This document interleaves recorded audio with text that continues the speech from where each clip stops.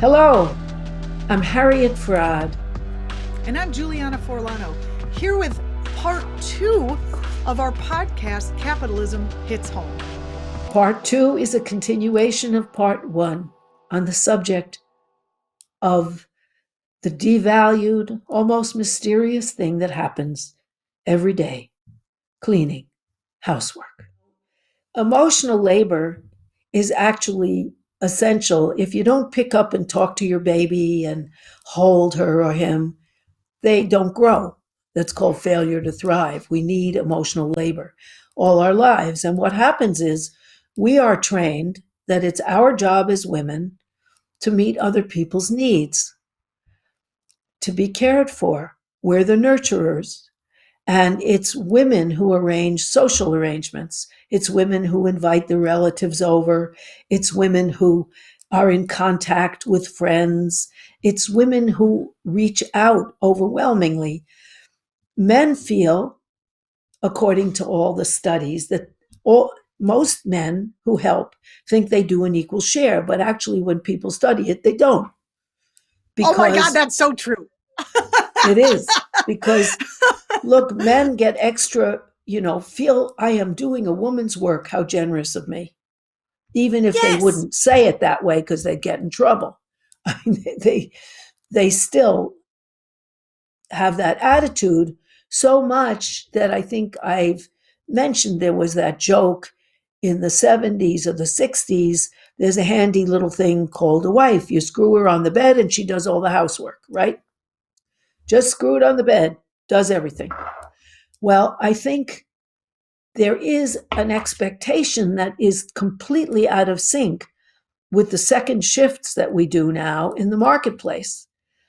And yet, males are not trained to think that emotional labor, reaching out, nourishing people emotionally and caring for them and connecting with them is their job. Women walking into the bathroom to put on makeup usually talk more intimately. Oh my God, I had a fight with him, whatever. Men just pee and leave. I mean, we have a kind of reach out energy that men are trained not to have, which is their privation too. They're trained not to show emotional need for connection outside of sex, which is very sad for them. But I think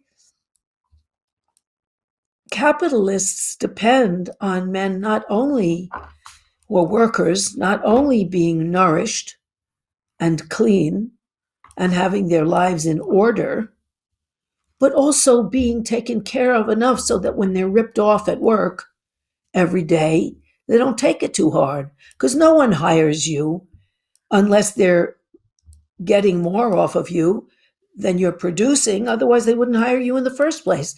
So the ripoff is built into capitalism. And somebody has to make you feel good when you get home. Yeah, or and somebody has to make the working housework doer feel bad. There has to be. It's almost like I never even considered taking any credit for keeping a fairly clean house until we spoke about this particular issue. It was like, oh, you just do that. It's not something that counts, if that makes sense, toward That's your right. being. It's devalued. It's very and it's strange. assumed. It's so perfectly capitalistic, like you just said. Just want to put the point on what you just said, which is someone is relying on ripping off a bunch of people so that they can get rich, and ripping off and having women not even count the fact that this is what they do. They're not counted because, as you said, we don't get paid. And we're also brainwashed into believing, until we wake up about it, that this is just part of it. It's just part of our genetic heritage. I don't know what your experience was with like the generation before you. My father had a few heart attacks, and he was very, like machismo from the old country. And after he had the heart attacks, he was at home and my mother was working, And she would still come home and cook and whatever. And I have a feeling there was some sort of conversation because I was not a party to it. But at some point, he started seeing, this is a huge change for him. He would start sweeping up inside the house. He would sweep the garage, no problem. But inside the house, starting to do the dishes, starting to do things that were more considered in his culture, a woman's work. And it really changed the dynamic of the household. And I think that helped me because I gravitated more to someone who saw it as a shared responsibility. Yeah, well, in my household, my father helped. You help someone with their job. And so, and it's interesting that the gender dynamics are so terrible that women who earn more in relationships do more housework than their husbands who earn less in order to compensate them for the unmanliness of the fact that their wives earn more and are supporting them.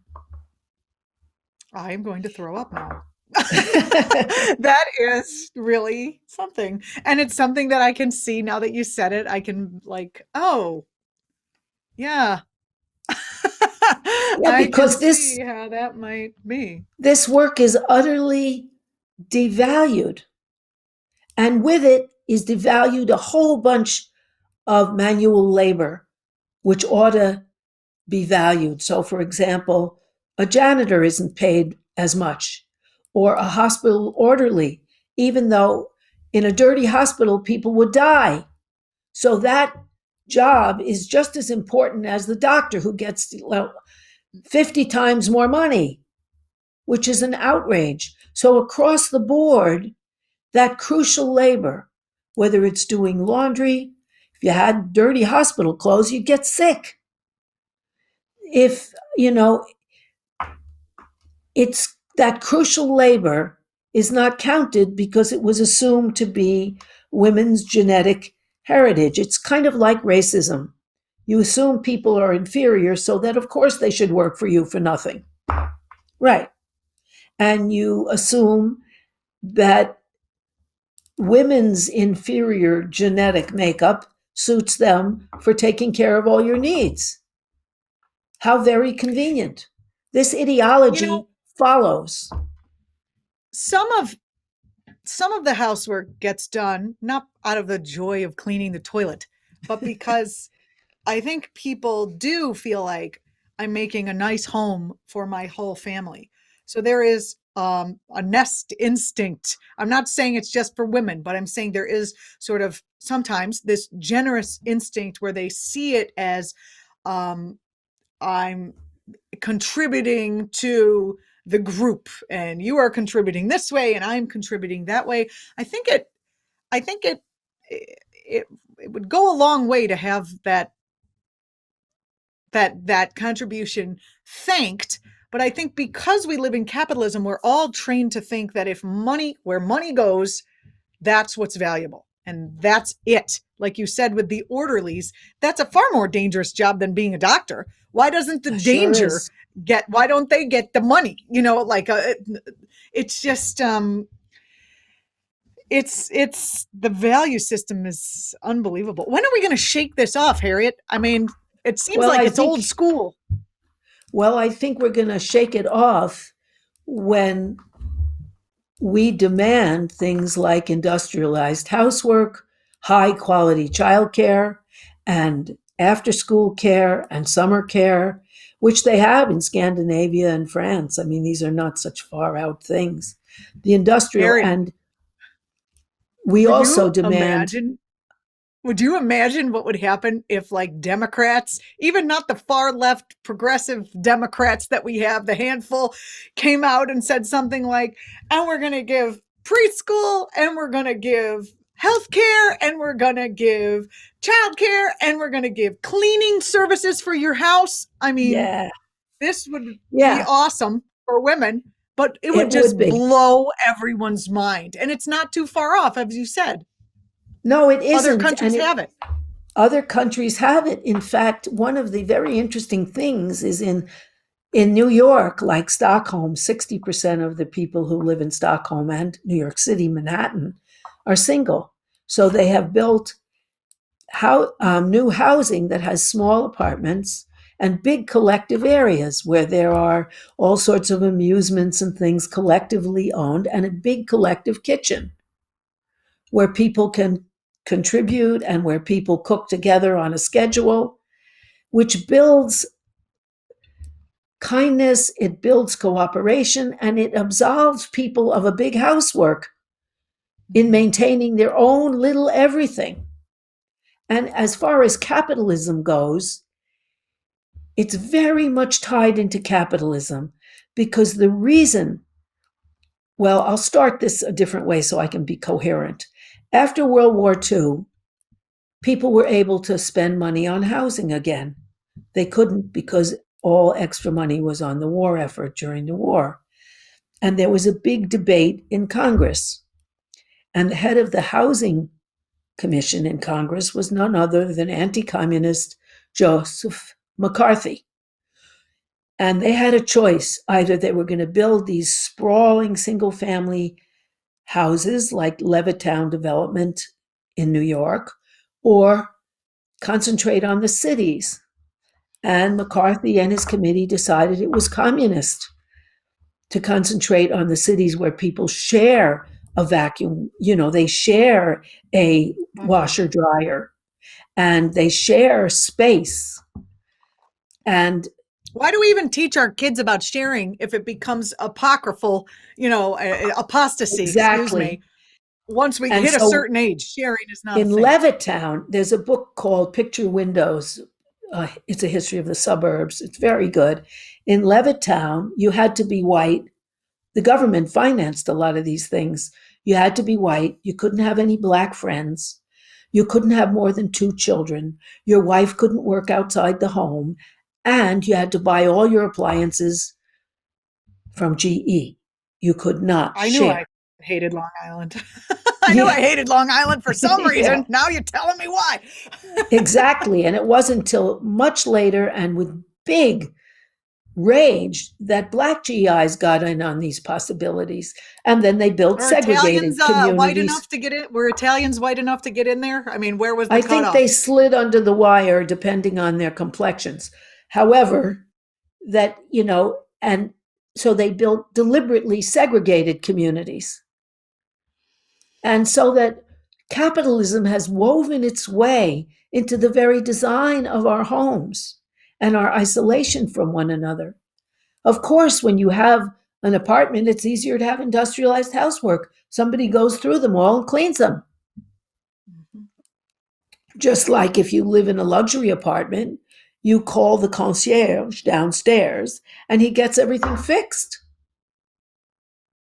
rather than having to wait around for the plumber who does a crappy job and doesn't come when he says, and so on. I haven't heard this happening in COVID, but, when I was in New York City, I lived in a home that was shared. It was a broken, split up brownstone. So originally one home, and then there were more than one family there. And people were frightened to go out for groceries. And so we would order bulk groceries from Baldor's, which I highly recommend. It's delicious if you can get it down there or wherever you are. But Baldor's is a restaurant supply company. And so if you wanted Parmesan cheese, you were getting 15 pounds of it, which is fine with me. But, I didn't need 30 artichokes. So we got together and made the one order. And then when it came time to go to the store, still, I was going because I don't know why I wore a mask, the gloves, the whole thing. And I would say, let me get your groceries. Let's do it together. Who's wiping the doorknobs this week? There was this sort of coming together of different groups because we were all in one house, and therefore everyone was affected by what everyone else did. We had a nurse, right. So we had to take precautions and give up. Okay, you use that hallway on your own, right, to get straight to the shower, and I haven't heard, and then we have educational pods where people are not able to take there was either no school or now there's school, but it's on the computer and it's not great for the children since they have no interaction with other children. So families are making agreements on how they're going to handle the COVID thing. You're a mask family, you're not, you're this, you're that. No big get-togethers, and they're potting up, and they're doing education where one mom on one day will do it in her apartment and the next day it's somewhere else. Or, so people are starting, because of the pandemic, to kind of, out of necessity, take matters into their own hands, which is very democratic, I would say. Very. Yeah, And so I much think more, they're, it's much more achievable, of course, in a city, because in rural areas, they've forgotten education altogether in the United States, because often they don't have the internet, and they just can't manage it. Also, of course, it's obvious that the communal solution is a better solution for the mass of people and more economical and better for human relationships. But it was anti-communism that ruled against the investment in that after World War II, very interestingly. And it's very well covered in the book Picture Windows. Baxendale and Ewan, Rosalind Baxendale and Liz Ewan are the authors, in case people want to follow up. we often like to give, and we're coming to this is such a nice long conversation that we've had, that we're, as you've noticed, if you're watching this, we have had to cut this into 2 segments. So I do thank everyone for watching both shows, because now here we are with the ending of both shows. But at the end of this long discussion, and many of our discussions, we have, by virtue of demand from the watchers, added in a segment about what can be done, how you can handle the fact that we live under this current situation. I have some ideas. Harriet has some ideas. So Harriet, why don't you go ahead and go first? Well, people can reach out to their neighbors and do things collectively. That's certainly possible. One person can make a big dinner and bring it to 3 or 4 other people if they're in a 4-family house, or 2 if they're in a 2-family house, or they can form pods. There are 12 units in my apartment building, and people can cooperate who are interested in doing so. The same thing is true with hiring a cleaner. The same thing is true with all of these services that we've been trained that you at most take care of your own little problem, rather than looking to other people to cooperate and collaborate. And then we could make a demand to have the kind of housing that has big communal areas and small apartments. My grandmother was a lawyer. Her husband died way before she died, and she took over his law practice, because you used to graduate from high school and then go to law school. You didn't have to do the whole college thing. And she lived in something called the Hotel Alcott, which could be all over the city, where everybody had a nice small apartment. It was industrially cleaned. Someone came in, cleaned everything. And it had a little kitchen, the kind that you have in a city, that's like a closet with louvered doors. But downstairs was the big dining room, and everybody could go and have their meals. And so it was a wonderful way to live. And I noticed that Simone de Beauvoir and Jean-Paul Sartre lived in a similar, what they called, hotel in Paris. That's a very nice way of arranging things. And of course, and I in think it places, also would maybe solve one of the other problems we've talked about in other areas, which is the sense of isolation and the loneliness that exactly. comes from it. I mean, when you're And talking with about, who's going to clean the whatever, you're still connecting, even if it's about exactly that, you're still rooms. seeing yourself as part of a collective. We were also talking about men have to see themselves as part of a collective of 2 if they're living with a woman. Gay couples tend to be more egalitarian on the chores. But rather than just do things and not look back to see the mess you've made, now you're in an even bigger collective than 2. And we have trouble enough getting people to understand they're in a collective of 2.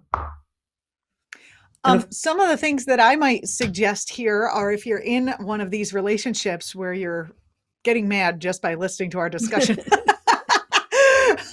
I would suggest, this is something I've suggested to people before. This is a great way to start to egalitarianize the chores.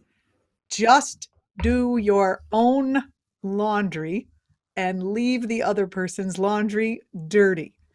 Yeah, you're not going to let the toilet go bad. You're probably going to continue, but just a slight, and also Change. just, I would just say, oh yeah, to do that. And then you teach a person to fish, just a slight pulling back of what you're willing to do. I learned this from a Berenstain Bears book. No, well, I have a lot of training, but I just read to my daughter this Berenstain Bears book about it's called The Trouble with Chores. And the mother's doing everything and everyone else is fighting about what to do and how much they've done and what to do. And so the mother, they all come to the mother and say, we want to do less chores. And the mother says, sounds good. And she lets the whole place go. And Mother Bear goes off to arrange her flowers, which is her hobby. And all of a sudden they notice that the whole place has gone. And it's, they noticed. I wouldn't suggest this if you're in a relationship that has a potential for violence or anything like that. Yes. This is kind of a higher end, not higher end, but this is in a more stable relationship where some of these dynamics are just less, just unconscious as opposed to maybe even on purpose. But you can set some boundaries. And for me, what also works is to know that as we said at the beginning, to give myself credit. Just because capitalism isn't giving me any credit, I need to give myself credit. And that keeps me an integrous person. I don't need to listen to what this system tells me is valuable or not. I make my own credit based on, what? I would like a clean toilet. Yes. And I give myself that I did it. Giving myself that. Yeah. Also, as a little incentive, all the studies concur that men who help clean have more sex,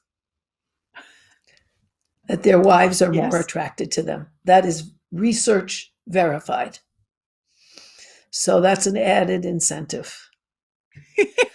I don't know if I would do it on purpose, but I'd let myself see, like, this is turning me on, this garbage taken out. Yeah. Yeah, you're so cute when you clean the toilet. Yeah. Oh, yeah. Bend down. Yes. Harriet, it's always a pleasure to be on the program with you. Too. I appreciate it so much. I just me love too. This project. If you're watching us on YouTube, please subscribe to the channel, and don't forget to share us. And if you have any means at all, please support us on the Patreon page. It's patreon.com/capitalism hits home. That's for this show, specifically for this show, so we can pay our editor. We are brought to you by Democracy at Work at this moment. I would suggest going and checking out what they're doing, that group. And also, we want you to love us too. We love doing this. We want you to love us right back. We hope we've been helpful and useful in some way, sparked off a new idea or whatnot. Please leave your comments. We look forward to reading about them. This conversation is in no way an exhaustive end to the topic of housework. I'm sure it's going to be brought up as we continue on our way, but that's about it for this week. And we look forward to seeing you next week. Bye-bye.